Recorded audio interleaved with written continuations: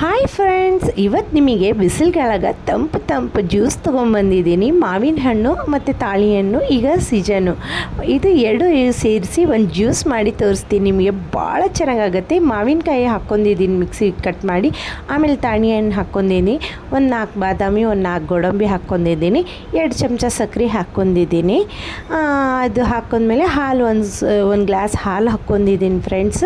ಆಮೇಲೆ ಇದು ಜ್ಯೂಸ್ ಮಾಡ್ಕೊಂಡ್ಬಿಡಬೇಕು. ಇದು ಜ್ಯೂಸ್ ಮಾಡ್ಕೊಂಡ್ಮೇಲೆ ಒಂದು ಗ್ಲಾಸ್ನಾಗ ಚಿಯಾ ಸೀಡ್ಸ್ ಹಾಕ್ಕೋಬೇಕು. ಚಿಯಾ ಸೀಡ್ಸು ನಮಗೆ ಹೆಲ್ತ್ಗೆ ಭಾಳ ಒಳ್ಳೆಯದು. 2 ಸ್ಪೂನ್ ಚಿಯಾ ಸೀಡ್ ಹಾಕ್ಕೊಂಡು ಮತ್ತು ಮಾವಿನಕಾಯಿ ಸ್ವಲ್ಪ ಸಣ್ಣ ಸಣ್ಣದಾಗಿ ಕಟ್ ಮಾಡಿ ಹಾಕ್ಕೊಂಡಿದ್ದೀನಿ. ಸ್ವಲ್ಪ ತಾಳಿ ಹಣ್ಣು ಹಾಕ್ಕೊಂಡಿದ್ದೀನಿ, ಅದನ್ನು ಕಟ್ ಮಾಡಿ. ಆಮೇಲೆ ಮತ್ತೆ ಇನ್ನೊಂದು 2 ಸ್ಪೂನ್ ಚಿಯಾ ಸೀಡ್ಸ್ ಹಾಕ್ಕೊಂಡು ಅದ್ರ ಮೇಲೆ ಜ್ಯೂಸ್ ಹಾಕ್ಕೊಂಡಿದ್ದೀನಿ ಫ್ರೆಂಡ್ಸ್. ಭಾಳ ಯಮ್ಮಿಯಾಗಿ ಆಗುತ್ತೆ. ಒಂದು ಸಲ ನೀವು ಟ್ರೈ. ಆಮೇಲೆ ತಾಳಿ ಹಣ್ಣು ಸ್ವಲ್ಪ ಸ್ವಲ್ಪ ಕಟ್ ಮಾಡ್ಕೊಂಡಿದ್ದು, ಮಾವಿನ ಹಣ್ಣು ಮತ್ತು ಗೋಡಂಬಿ, ಸ್ವಲ್ಪ ಬಾದಾಮಿ ಹಾಕ್ಕೊಂಡಿದ್ದೀನಿ. ಆಮೇಲೆ ಸ್ವಲ್ಪ ಗುಲಾಬಿಂದ ರೆಡಿ ಮಾಡ್ಕೊಂಡಿದ್ದೀನಿ. ಸ್ವಲ್ಪ ಒಂದು ಚಮಚ ಹನಿ ಹಾಕ್ಕೊಂಡಿದ್ದೀನಿ. ಎಷ್ಟು ಚೆನ್ನಾಗಾಗುತ್ತೆ ಫ್ರೆಂಡ್ಸ್. ನೀವು ಮನೆಗೆ ಒಂದು ಸಲ ಟ್ರೈ ಮಾಡಿರಿ.